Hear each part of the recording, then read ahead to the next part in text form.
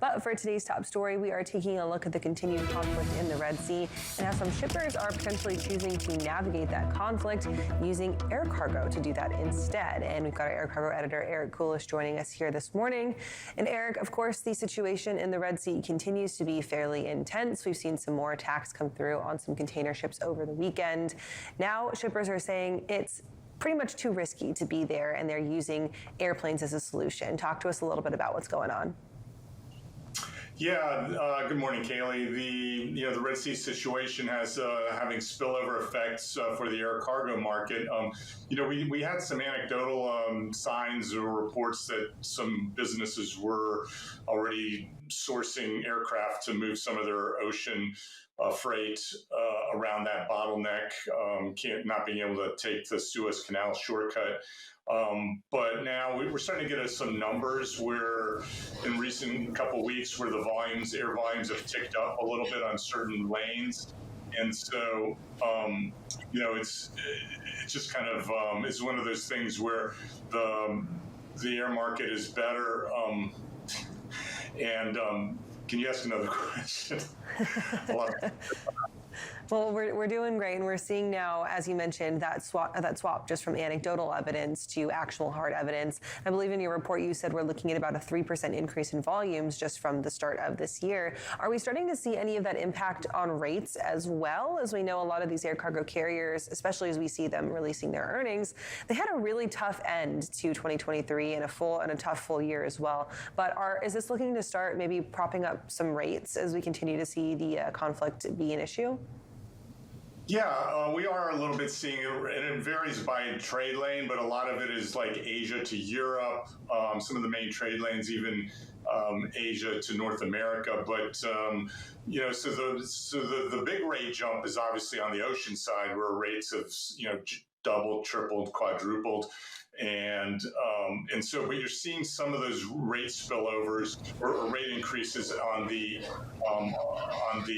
air side as well. Not as much, and it's been a little delayed. We thought we'd see some of it in December, but it's mostly starting to happen in the last couple of weeks. One of the interesting things is that it's not a pure air move that we're seeing. That there's a lot of talk about more of a move to a hybrid model business approach called sea air, where you put the cargo on a vessel, maybe to get it to the Middle East, Dubai, before you reach the bottleneck of the Suez Canal, and then you transload it over to an airport and ship it out of Dubai by air, and that's a lot cheaper than a pure air move.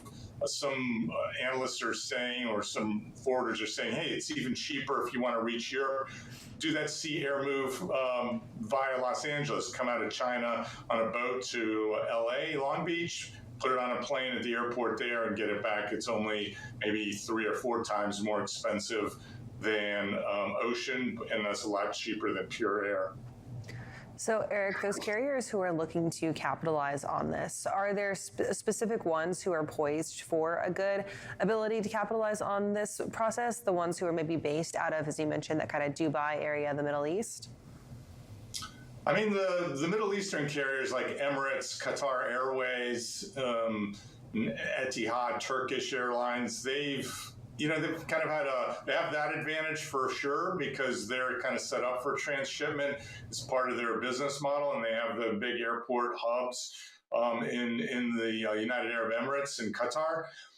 They've also benefited from the Ukraine war situation with the closure of the Russian airspace and a lot of Western aircraft being forced to fly around. That's made them more expensive. It's reduced some cargo capacity. So the Middle Eastern carriers can, some shippers are booking directly with them, if they got to fly south anyway, taking advantage of their route structure. It's going to be an interesting situation as we continue to see how shippers are just figuring out how to navigate what's going on down there. I want to move to earnings conversations while we have you. We saw some carriers release earnings numbers last week, American Airlines being the one that was a little bit shocking to me. They didn't quite capitalize on that end of the year bump like their counterparts in United and Delta did. Can you talk to us a little bit about what their results show? Yeah, it was interesting. American Airlines, I was digging through their earnings, and they had On one level, their cargo revenue was on par with United and Delta that reported earlier. The cargo revenue was down about 24%. That was similar. United did better, at only 14% down in the quarter.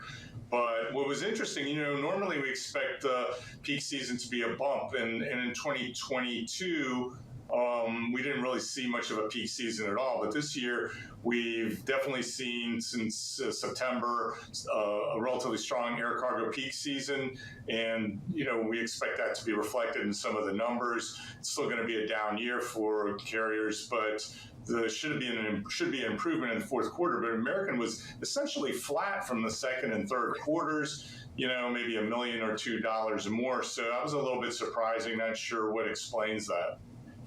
So, of course, if you are someone who is trying to passenger travel right now, if you're looking to fly domestically, and this is, again, more anecdotal evidence, it is expensive as heck right now. It's almost like international travel is a little bit cheaper than it would be to travel domestically.